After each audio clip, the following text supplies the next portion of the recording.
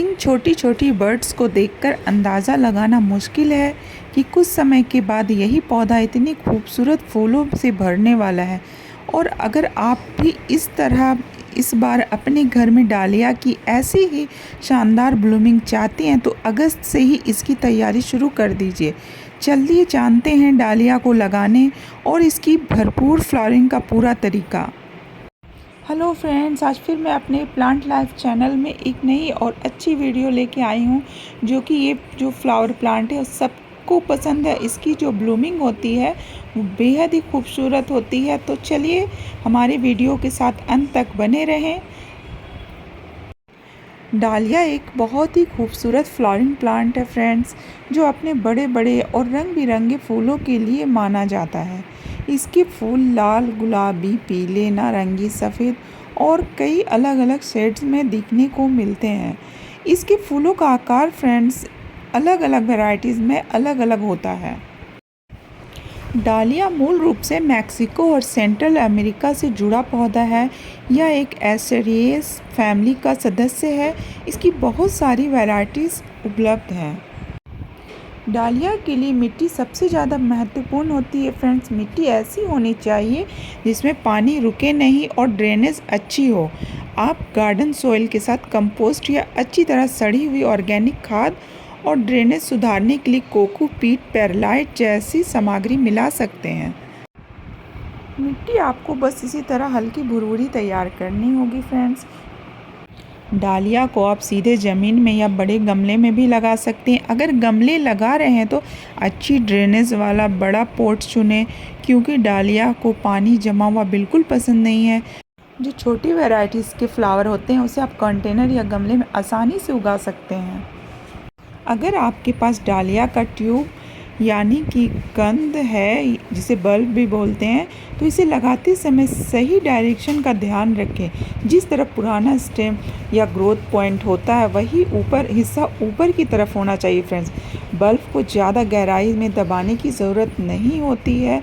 ऊपर की तरफ शूट्स निकलते हैं, इसलिए हल्की दबाएं। अगर आप नर्सरी का तैयार पौधा लगा रही हैं तो उसके पुराने सॉइल लेवल के लगभग उसी स्तर पर लगाएं। डालिया को अच्छी फ्लावरिंग के लिए भरपूर धूप चाहिए फ्रेंड्स। इसलिए इसे ऐसी जगह का चुनाव करना होता है जहाँ रोज़ की सनलाइट मिले और बहुत ज़्यादा बंद छायादार जगह ना हो। इस चीज़ का आपको विशेष तौर पे ध्यान रखना होगा। धूप कम मिलने पर पौधा तो बढ़ सकता है, लेकिन फ्लावरिंग कमज़ोर हो सकती है। मतलब उसकी जो फ्लावरिंग होगी वो अच्छे से खिल नहीं पाएगी, पूरी तरह से ब्लूम नहीं कर पाएगी। इसीलिए आपको इसमें सूरज की रोशनी वाली जगह का चुनाव करना होगा, जहां उसे दिन भर के 6 से 7 घंटे की धूप आराम से मिल सके। और जो वाटरिंग की बात करते हैं कि इसमें डालिया को पानी चाहिए, लेकिन पानी जमा नहीं चाहिए, क्योंकि जब किसी भी प्लांट में क्यों डालिया ही नहीं, इसके अलावा और भी बहुत सारे प्लांट होते हैं जिसे उसकी मिट्टी में ज़्यादा जल जमाव पसंद नहीं होती। और ज़्यादातर प्लांट ख़राब होने की मेन यही कारण होते हैं कि हम बहुत ज़्यादा वाटरिंग कर देते हैं। तो इसीलिए इस चीज़ का हम लोगों को हर पौधे में, हर फ्लावर प्लांट में ध्यान देना रहता है। जब भी ऊपर की मिट्टी हल्की सूखी लगे तभी आप उसमें पानी दें। गर्मी और पौधे की एक्टिव ग्रोथ के समय पानी की ज़रूरत बढ़ सकती है, लेकिन शुरुआत में खास करके फ्रेंड्स बल्ब लगाने के तुरंत बाद ज़रूरत से ज़्यादा पानी देने से बचें, क्योंकि इसके बल्ब जो हैं ज़्यादा पानी की वजह से सड़ भी सकते हैं। डालिया के फ्लावर प्लांट में फ्रेंड्स खाद देने के लिए ऑर्गेनिक कंपोस्ट का इस्तेमाल कर सकते हैं।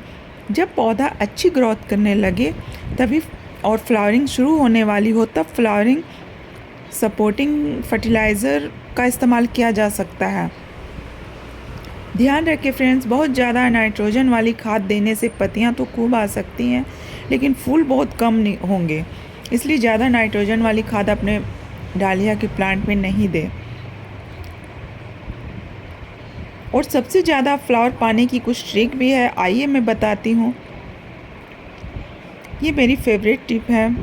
जब डालिया का पौधा लगभग 40 सेंटीमीटर के आसपास पहुँच जाए तो ऊपर की ग्रोइंग टिप को पिंच कर सकते हैं।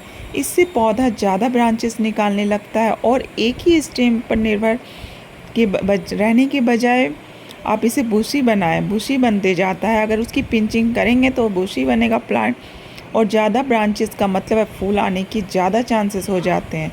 तो यही थोड़ी सी अच्छी और फेवरेट टिप्स है हमारी कि आप जब भी आपका कोई प्लांट सिंगल ब्रांच से निकल रहा है एक ही शाखा में, तो उसकी हल्की पिंचिंग कर देंगे तो आप देखेंगे नीचे से फिर से कई नई शाखाएं आने लगेंगी, नए ब्रांचेस आने लगेंगे, और ज़्यादा नए ब्रांचेस आएंगे फ्रेंड तो ज़्यादा फ्लावरिंग होगी।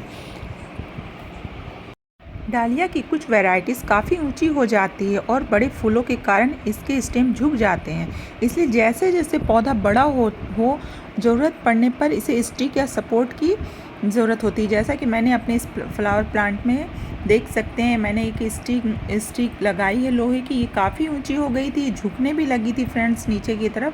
तो मैंने इसमें ऑनलाइन एक स्टिक मंगाई है, लोहे की है, पतली से आप बीच में देख रहे हैं, उससे मैंने इसका सहारा देके इस पौधे को लगा रखा है ताकि वो इससे सीधी बढ़ सके, ना कि पूरी झुक जाए, नहीं तो ये पूरी ज़मीन की तरफ झुकी हुई थी फ्रेंड्स।